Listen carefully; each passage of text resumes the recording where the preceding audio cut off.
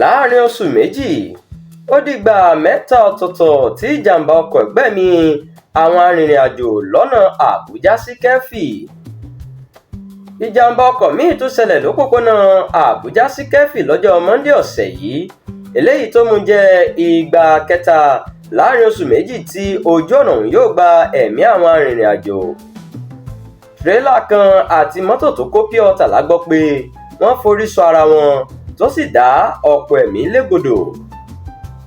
Kò sí ẹnìkan tó lè sọ ní pàtó iye ẹ̀mí tó bá ìṣẹ̀lẹ̀ náà rìn, ṣùgbọ́n bó ṣe ṣẹlẹ̀ làwọn tí wọ́n wà lágbègbè náà ti sáré lọ síbẹ̀ láti dóòlà ẹ̀mí àwọn tí kò tíì kú.